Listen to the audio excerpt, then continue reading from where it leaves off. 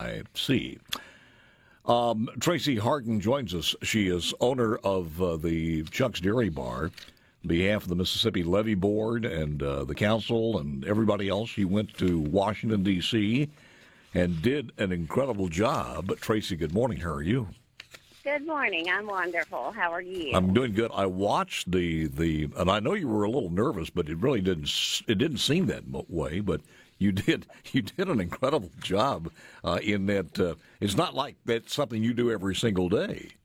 No, it is not. I'm used to talking to people at work every day, but this was a totally different level for me. But I am so glad I went. I'm so glad that I'm getting the feedback that I'm getting, that I've done well. Wonderful experience.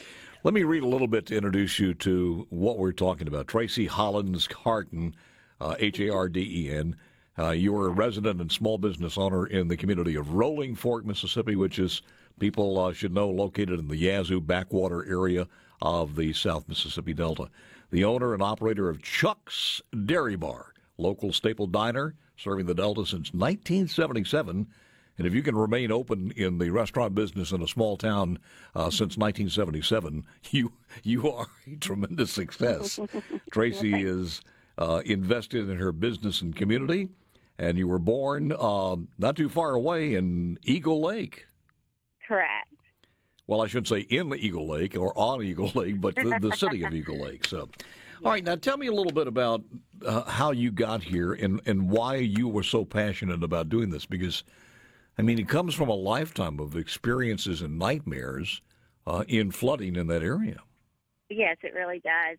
I was a little bit surprised myself that I had been chosen to go to D.C. and speak. It's not something that I thought I would be able to do, but the more I thought about it, the more I knew that if I didn't go, what was I doing to my town? So I took that chance and just went and tried to do what needed to be done. Who offered that to you? Paul Hollis from Delta Council first approached me with it, and we just talked it through, and then he brought in Frank from Delta Council and talked with him, and we were set to go. We just waited. Yeah. We just waited on the date. How much time did they give you a chance to prepare? Not very much. Oh man. Well, it was a few weeks' notice, which was good. And then we got a call just the week before on a Thursday that we'd be leaving on a Tuesday. Mm-hmm. But by then, the nerves had kind of calmed down, and I was ready to go. So. Just a little convincing, but it was really good. For people a lot of people don't pay attention to this if you've never been to the Levee area, never been to that backwater area, and you see pictures every once in a while. But the last flooding, maybe, and I think it was helped out a lot, Tracy, by all the social media like Facebook and Instagram and things such as that. But we saw some pictures that we couldn't believe, and they went on and on and on, and it just seems like the flooding just lasted forever. It did, it felt like forever to us, being that our community was having trouble, taking care of itself, just because we weren't. People talk a lot to me about, you talk a lot about the farmers, and I do talk a lot about the farmers, not just because they're the only ones that matter, but it's because they employ so many of our other community people. So if those farmers are underwater and unable to work, then they're not able to employ, and it just makes things so much harder on the community. It's tough. Yeah. It's tough. Yeah. Last year, this last flooding, it did last a long time, and it was hard to get people to get back. Some people have moved, but we're still talking about a sizable number of people. I think the other thing people don't realize is it's such a beautiful area. The amount of possibilities as far as not only recreation but land that's available and everything else, will never ever be able to take that next step to progress a little bit more if you constantly have that problem. We will not. And even the businesses that have made it through, we are not able to grow. We're not able to employ more. This flood took a lot of our savings just to keep people employed and keep things going.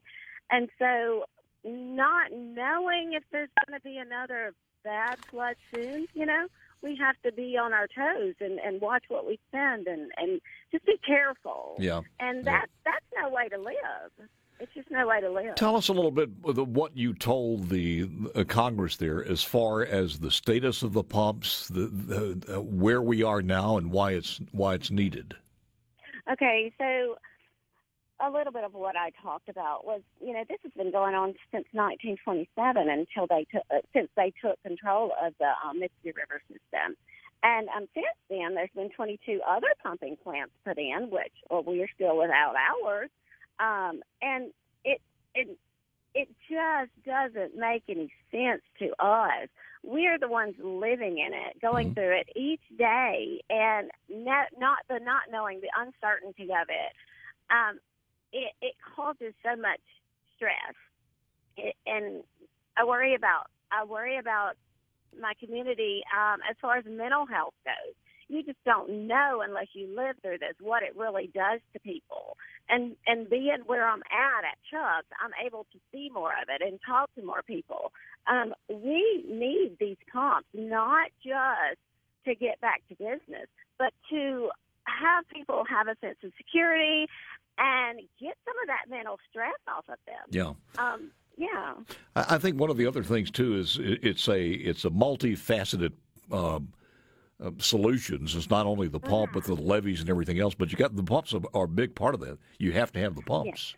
We have to have it all. It just does not work with only two parts of it. We have to have the third part. I guess it was a little bit comforting to have a Mississippi guy on the panel there as far as Senator Wicker. Yes, it really was. And I was actually able to meet with him Wednesday when I got to D.C. And I'm telling you, if I had any doubt or fear left in me, he took it away.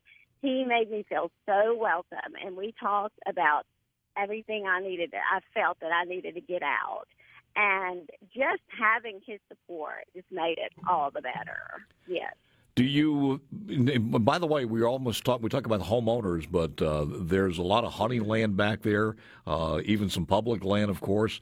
And the farmers, 2019, they couldn't even plant, which meant there was nothing to harvest and nothing to haul to the local elevator. So that meant jobs were non-existent.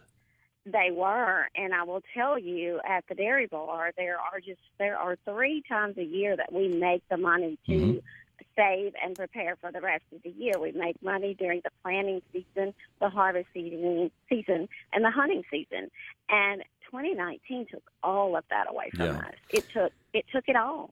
We talk about our kids, and we want the best for them. We'd love for them to stay home, but I mean, you have 5 children, and when they grow up, chances are they going to remain there? There's not much there.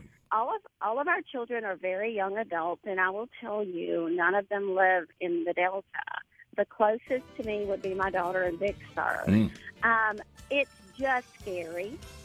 It's just scary. I mean, they're starting their little families, and they've seen this all their lives. Yeah. They've seen it, and they don't want that. And that is so sad for our wonderful little community. It is a shame when the bear population is exceeding the human population in some of those areas.